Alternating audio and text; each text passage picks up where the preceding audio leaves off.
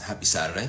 Welcome to the Paradigm Shift episode 206. That's 206 weeks from, actually, we're coming up to 4 years, if my math serves me correct. Love you guys. How's everybody doing? We got not one, but two epic guests on today. Hop in, make yourself at home, and let's connect to some consciousness. Sarah, I see you on. We're going to bring you on in less than five. And personally, can't be more excited about it. Big Dave, I see you on.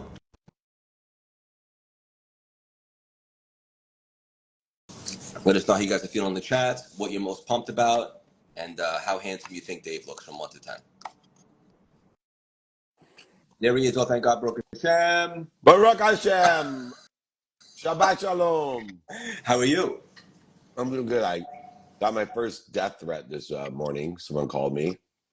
They were upset about how many invitations I was sending and told me to jump out a window and they're going to hunt me down. So I said, oh, how can I help you? Wow. Can you imagine that? I said, wouldn't it have been easier if just let me know your email address and I could unsubscribe you and stop inviting you to do cool things with cool people? Isn't that easier than yelling at me at 4:45 in the morning? Could you imagine if that passion was channeled to something good? Oh, I know. I had one of the coolest guests I've ever had, by the way, the California Kid. You got to have him on your podcast. Okay. He's still in a halfway house. He played football with Leinert and Pete Carroll at SC and ended up, I'm not going to ruin the story, but basically ended up in jail for 21 years and started a business while he's in jail. And now he's out of jail and in a halfway house. But he basically, like you said, he realized, imagine if I used my skill sets for good instead of illegal activity. Yeah, no, it's so interesting. Like people hurt people, but how much time, and worse than time, how much capability they waste. You know, just so much capability. And there's one thing that always amazes me is like somebody killed John Lennon, like somebody killed Gandhi. And these people were murdered. And so, you know, I know that they weren't perfect human beings, John Lennon or Gandhi, but they certainly were very kind people. And the reason they were killed was because of their kindness. So even though they may have been, you know, human and, you know, who knows what they did in their life, cheat people, oversell, back end sell, lie, manipulate like human beings do, whatever they do, like their whole being was about helping others. And they would have been two of the last people that you think that somebody would want to murder. Yeah. You know what, though? Those two cats that you mentioned, they really stood for something. And unfortunately, the more that you stand for something, the more authentic that you are, it's only inevitable that a lot of people also disagree with that. Yeah, that's some people take. why I say I love unsubscribers. I just wish if you're going to unsubscribe, just unsubscribe or send me an email telling me to unsubscribe you or text me, unsubscribe me, or call me and say, I appreciate all the invitations, but they're not for me. I don't agree with what you stand for. Can you unsubscribe me? That's cool. Yeah, no problem. Yeah. So 4 years will be episode 2008, right? 4 times 52, 208. Isn't that crazy? 2 more weeks. Insane. March 15th, 2 days before the main man Miles' birthday, my famous leprechaun son. How old is he going to be? 15. That's insane. Marissa's birthday is March 30th. We'll have to celebrate it in New York.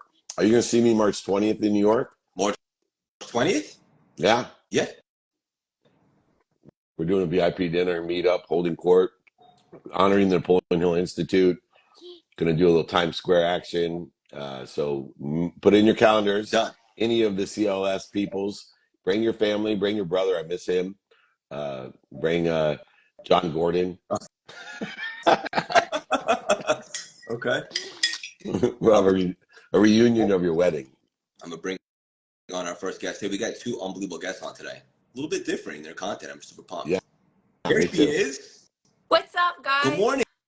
How are you? Oh, I'm good. I can't complain. It's beautiful. I'm in the Florida Keys. Where are you Oh, guys? I'm in I'm in California.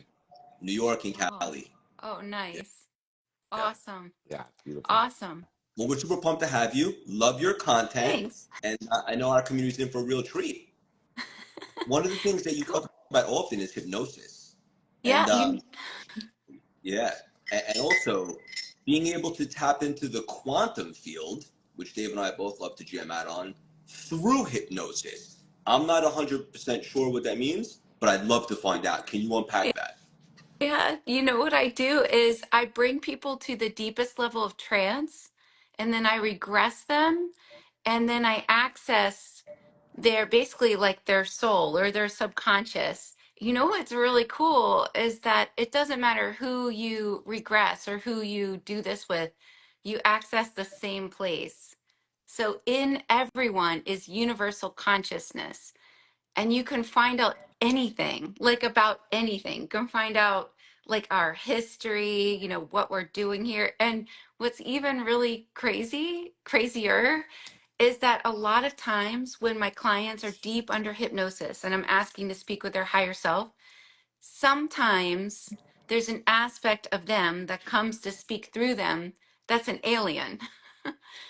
So people actually remember being like an extraterrestrial, or they'll have an aspect of them come through that sounds completely not human. It's like another version of themselves that's living somewhere totally in like a different plane. It's really, really interesting. I mean, the stuff that I find out every day is really wild. That's why I like to share it. Great way to But keep it fresh. what? Oh my God, you are speaking my language, and it's very difficult to explain to people. Especially, it's okay when you're a hypnotherapist or into hypnotic behavior or even hypnotic rhythm. But in the corporate world, the man-made constructs, there's a lot of resistance, and I find that a lot of the resistance is because of time. That most people, when we're talking about this quantum nature, the multivariables of planes that exist and the multivariable lives that we lead, that it's very difficult, especially in the corporate, pragmatic, well-trained human experience, to even fathom. And I find that some hypnotic behavior is counterintuitive and also counterproductive, because too many people that know how to practice hypnotic rhythm and hypnotizing people, they try to analyze what they're seeing within a man-made construct, and they Mhm. lose credibility. They lose Yeah. credibility, and they don't manage the expectations like you have, to say, you know, first of all, this is what's happening. I'm talking about a universal, timeless, infinite consciousness. Mhm. And so whatever comes through doesn't mean it's actually coming through at this time Mhm. and in this life line or in this plane even. And so when you sit there and say, I Dave, I swear to God, I've experienced aliens, well, like I'm sitting there going, yes, exactly.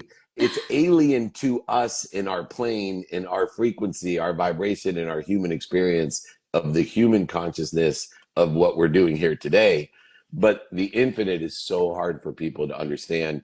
A quick question beyond my comment: because of the understanding of quantum nature, how do you manage the expectations when you're explaining not only to the individual what's coming through, but to other people what you've experienced yourself by what you witnessed coming through? Oh, well, we are multidimensional, and the more we become aware of that, the more we develop our subtle bodies and the more access we have to so much wisdom. I mean, if you think about time, it doesn't really exist in the rest of like the user, the universe. So all this time is considered to be happening right now. So if you think about that, if there are past versions of yourself and there are parallel versions of yourself, well, there are future versions of yourself. And you can find out so much by just tapping into these other versions of yourself and learning more about like what you're doing here. I mean, the thing is that this is like a video game. I mean, it's a game. Anybody that goes under hypnosis and speaks with their soul finds out that this is like a simulation. It's a game. So we want to have all the tools and we want to know like how can we basically achieve like success in this game? Was we want to know. I mean, people just don't know. They live their life and they have no idea like that they actually could heal themselves or that they could feel really happy. They don't have access to the wisdom, but the wisdom's in everyone and it's easy to find out. I mean, everyone is like a library and all you need to do is quiet their mind and bring them to this like 0 point and this they can find out anything. I mean, about where their soul has been and what their purpose is on this earth. And everyone has such unique purposes. And we're all here. We're all different beings here that fit into this puzzle. And this is all for like this evolution of consciousness.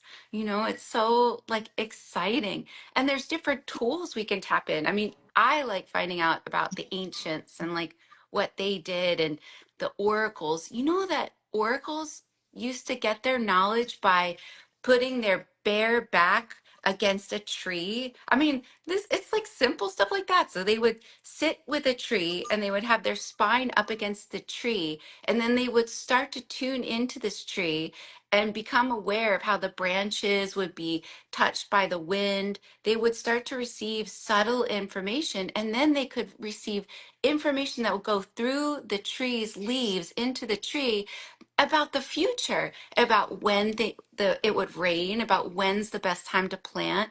And this is like something that these oracles, they used to develop these abilities. And in when people are deep under hypnosis and they're speaking with their subconscious constantly saying like, we are headed for this time where we need to regain the ancient ways and start tapping into our abilities. I mean, every single human is magical. We have these electrical currents running through our bodies. We just don't know how to use like our abilities yet, but they're coming back online and it's all free. I mean, even like one thing someone could do that would drastically change their life is just when they're waking up in the morning and they can still remember their dreams to just stay in that state for a little bit. That's the deep theta state. And you can program yourself. You can say things like, I, my workout is going to be great today, or I will, feel this, or I will be the best speaker, or whatever it is that you want I to have a quick program question. yourself with. Quick question for you, sir. This is Yeah. unbelievable. So, if divine, infinite intelligence has no concept of time and space, but we do, Yeah. and if there's another version of us that's our perfected self or the highest version of ourselves, how do we get closer or connect to that version of ourselves right now? Oh, it's easy. Just ask. And we just have to get out of our own way. Like, just ask, connect with it, ask to be in alignment with it. I mean, basically, your whole life is moving you in alignment with that perfected or like alignment with your true self. Everything that's happening to you, all the synchronicities, it's bumping you into alignment.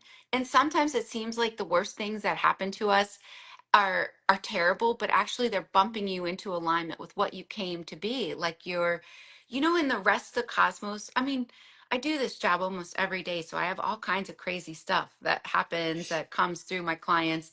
In the rest of the, I mean, speaking with aliens, the rest of the cosmos considers the most powerful being in the universe to be the fully awakened human. That means that we are sitting on that much power. I mean, we're talking like, these other versions of ourselves that we can be considered extraterrestrial. When they talk about the most powerful, they say the fully awakened, the human that totally understands that they are, in a sense, source or God or whatever you want to call that, like Shiva, or like kind of like Buddha. The awakened human is the most powerful, which means we're sitting on all this power, but we don't know how to use it. That's right. If you can't see Dave's hat, says Buddha. Dave, this is up your alley. Say Ferocious, frequency. ferocious Buddha. Yeah, I think, we Ferocious. can look within the source for two different things. One, our source, the oneness, is whatever you define it as. I define it as something bigger than me that loves me more than my mom. But in the context of something bigger than me that loves me more than my mom, is not only wisdom, this omniscient, all-knowing wisdom, but the power. It's all powerful. And so a paradigm shift of consciousness is, what am I consciously doing to interfere with the all-knowing and all-powerful self that is indicated by ourselves? I call my cells not my cells, I call them myselves, and they each have their own multitude of quantumness. And I do want to point out, because as a quantum healer and studying theta meditation for 18 years now, that to understand, and I would highly encourage people to understand the theta state, the frequency, the vibration of theta, in the context of manifesting or accessing the omniscient and the all powerful. I would say, out of all the skills, knowledge, and capability that I've learned, it wasn't undergrad, college, law school, business school, losing $100 million that has taught me. It has been the theta understanding of my frequency that has allowed me to be all powerful and omniscient at times, and to figure out what I'm doing to interfere with that. So that perspective, I know a lot of you are resisting it. Just remember, what you resist persists, and you can't go over it, through it, around it, out logic it, or out analyze it.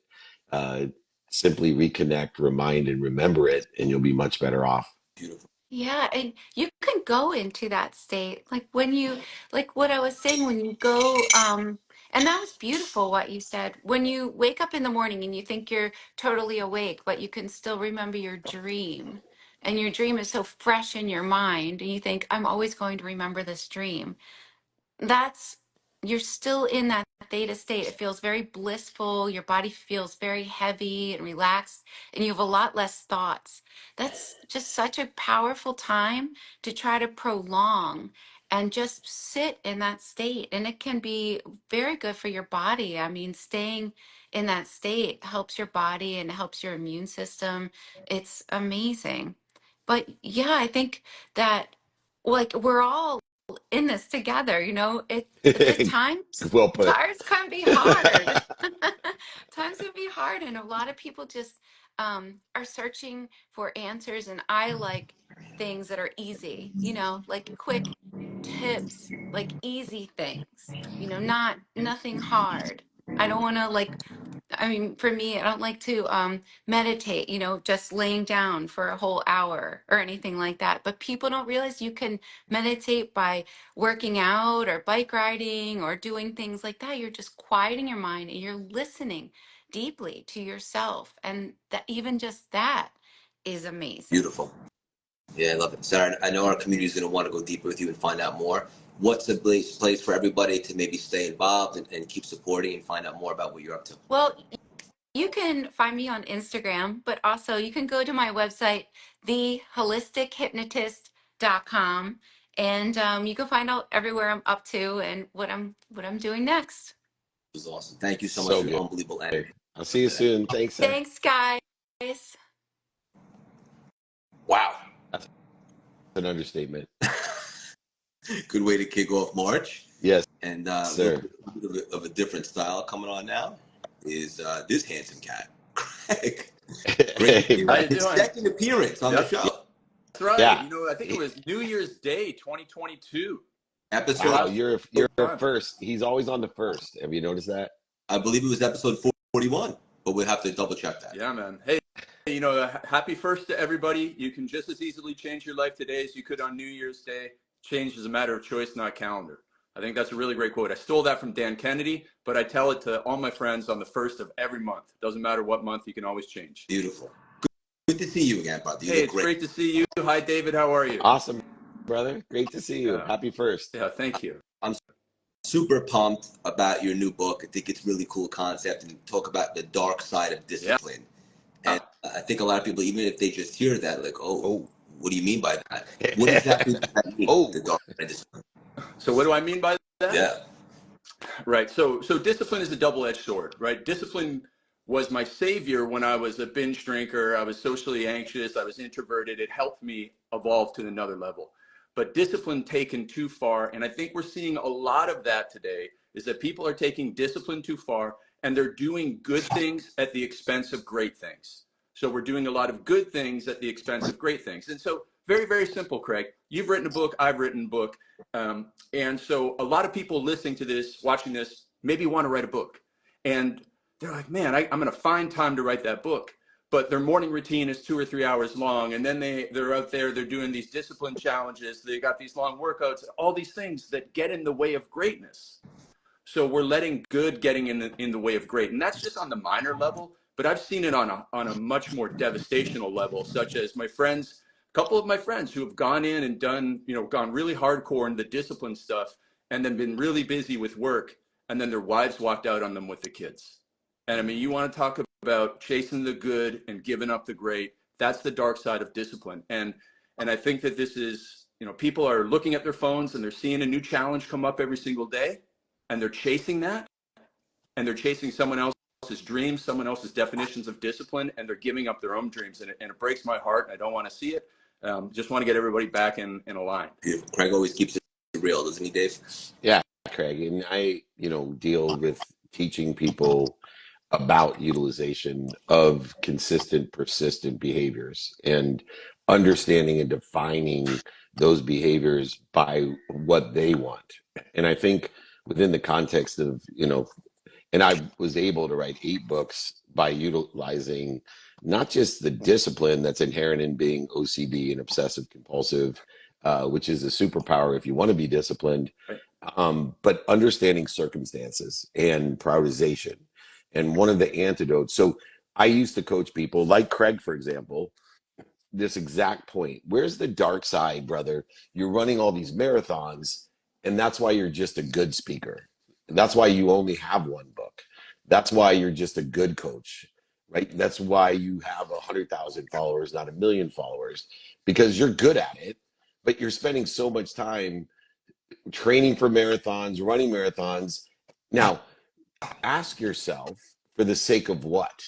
Because if you're running marathons because that's a priority over writing books, speaking and coaching people, building your brand and community, then God bless you. Let me help you, because that's the light side of discipline. If running marathons, and I think the crux of your book is to help people understand, for the sake of what are you disciplined? And they're losing focus, like you said. And that's where the relationship of circumstance, you have to have your non-negotiables to shorten your day so that no matter what the circumstances of today, the weather, the interest rates, any type of political decisions that are made, whatever it is that is a circumstance that changes your prioritization or creates a paralysis, that you're disciplined in, your sleep, your health, your family, your finance, your faith, your study of time and study of relativity. Those are my non-negotiable, non-circumstantial behaviors that I assign time to.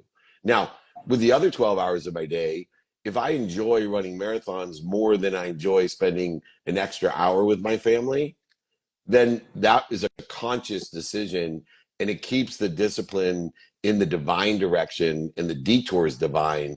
How can people prioritize, understanding there's a dark side of discipline, only if you're not prioritizing what you're utilizing your consistent, persistent behavior in? So what Sarah was talking about before about finding your purpose is probably the first place to start. We talk about kind of 3 steps. 1, figure out what's your big why, what really drives you forward. And in most cases, it's going to be family for a lot of people. Great. So that's our anchor. Then I help people create a 3-year vision for your life. And I would say, like, okay, Craig, tell me exactly where you're going to be living, what you've accomplished, how many books you've written, what your relationship is with your wife, do you have kids, what kind of car do you drive, what do you do, what do you not do? Okay, I know exactly what your North Star is. Now we can build a straight line to success and avoid dangerous detours of going off and getting into the fun stuff that gets in the way of the great stuff. And then finally, what's your specific definition of success? So when people come to me and say, I want to be more disciplined, if I have 1,000 people say that, I get 1,000 different specific definitions of success. So let's go from general to specific. And now we know what you want to accomplish, and we can build a step-by-step blueprint to get you the specific results. And in the book, I talk about how Charlie Munger was actually the world's most disciplined man. And to people, they'd be like, if they've ever seen Charlie, he was 99.9 years old when he died, a billionaire, but he didn't look like a cold plunger, 2 workouts a day guy, but he ran his own race. He ran his own race. So to use the analogy of Craig's marathon training, all we need to do in our life is figure out our finish line and run our own race, even if that means running in the opposite direction of everybody else. And right now, everybody's running in the direction of being reactive. They have a case of mimetic desire. Mimetic desire is when you see all the people that you look up to or hang around with, they all have Rolexes, you go and get one even if you don't want one. Or you see everybody doing ice baths and you think, well, that's kind of weird, but it does feel good, but I don't understand how it helps, but everybody's doing it, so I'll go do it. That's mimetic desire, and we can't chase that. We have to know ourselves, build our own path, run our own race. And when you do that and you say no to everything else, then you're a very disciplined person. Great perspective. I think it's important for everyone to identify what their race is. Mm-hmm. Yeah.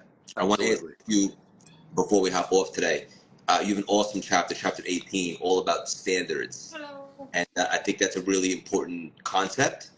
Why is setting a standard, and how is that maybe the secret to shaping your own destiny? Why is that so important for you, Craig? Yeah, it is a great question. So, we have a little pyramid in there. It's like discipline is actually supported by systems. Systems are supported by identity change, and identity change is all based on the standards. The standards is everything. And standards eat discipline for breakfast is what we say. So, so if somebody has a set of standards, like I simply don't do that, they don't need discipline. Like I am no longer a drinker. I used to drink. I am no longer a drinker. I'm not tempted by alcohol. I don't have to go into a social environment and white knuckle my way with willpower or discipline to not have a drink. I'm not a drinker. My standards crush discipline. And so when you have set standards, it's an operating code for your life, just like you have an operating system for these great phones that we're using right now, and they allow you to do great things. And so standards remove all the decision fatigue that comes with discipline and willpower, which then allows you to have more white space in your brain to operate on the highest purpose, whether it's writing books, become a great speaker, whatever. That's why standards rule. Man, I call them non-negotiables, and it's a simple place where I start coaching. You can have 12 hours of non-negotiable behavior and then everything else be circumstantial with a course of prioritization. But 90% of your exponentiality will come from the non-negotiable behavior, from not drinking, because it's a non-negotiable. Meditating is a non-negotiable. So if you look at, and you just attribute 12 hours a day to non-negotiable behavior, which means regardless of the circumstances, I'm committed every day to hold by these non-negotiable behaviors.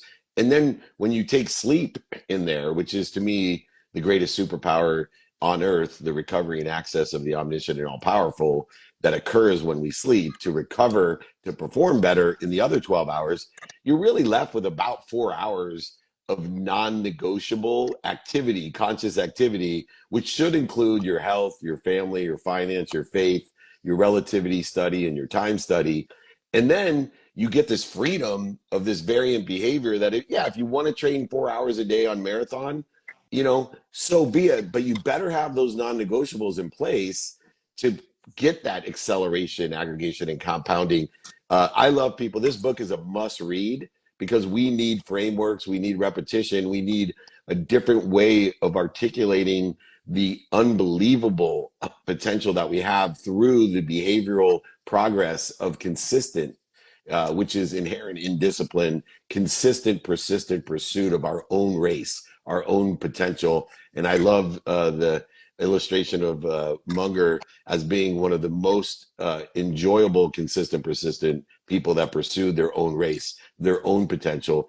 Don't worry about what other people want for you. Don't worry about what's missing. Don't worry about what you don't have. Quit worrying about, I have to be what other people think I am instead of simply I am. What am I doing to interfere with my potential? Thank you so much, Craig. It's been amazing. I just want to say, Mr. Siegel, land the plane. yeah, I just want to say that I think that a lot of people tuning in right now, listening to Craig drop these nuggets, think that this is very practical, and it is. But I think there's also something really spiritual about claiming your position or setting your standard. And then everything else that now that you're attracted to is based off that standard. Even if it's hiring, if you're hiring a mentor, you're hiring employees. Once you set your standard, what you're available for and what you're not, now the universe can deliver something that's in alignment to that. So I just love everything about this concept, and I want to encourage everybody to grab the book. When can they and where can they, Craig? Yeah, so darksideofdiscipline.com. It'll be out in April. Also on Amazon, hard copy, paperback, ebook, audiobook, everything. So Amazon, the easiest place. Beautiful. And Dave, where are you going to be traveling? Where can our audience find you? Holy moly, I'll be keynoting Expo West this week in my backyard in Anaheim, and then we'll be off to Florida. We'll be in Naples, Boca, Fort Lauderdale, Miami with Elevator Nights, the Aspire Tour with Gary Vee. I haven't seen him since the Super Bowl, and we'll be there. And then, of course, back to LA, Orange County, and then to New York City, March 20th. So come and join us. Just email me. We'd love to have anyone and everyone. Go buy that book. Pre-sales start when, Craig? It's up on Amazon right now. Yeah, let's get them. You know, that's how you make sure that people are more enlightened, is to pre-buy it, because then everyone becomes aware of it. So to support the ideas that will make this collective consciousness better, we have to support the people that we align with, that resonate with a framework that works. I guarantee you the dark side of discipline, I'll be pre-ordering it today myself and making sure that more people are aware of it. Look forward to doing more with you, both of my Craigs. Thank you very much. I'll see you guys soon. Gentlemen, have a great week. Craig, great to see you again, bro. Keep up Hey, the likewise, brother. We'll stay in touch. Sounds good. Have a great weekend, guys. Love you, man. See ya. And take care, guys. Bye, Peace. guys. Awesome conversation, episode 206 in the books. Great stuff, guys. I highly encourage getting involved with both Craig and Sarah. If you like inspirational nuggets or wisdom throughout the week, totally free. You could join our texting community. Just text the number 917-634-3796. We have a couple big announcements also in March that I'm super pumped about. Stay close and you find out. But today I really want to illustrate the guests that we had on there. Awesome. Appreciate the conversation, and love doing this show. And let us know if you guys love it as well. 206 weeks in a row, and hope you guys have a great weekend, and just think bigger. And to what Craig was talking about, setting your standard and claiming your position. Big, big, big concept.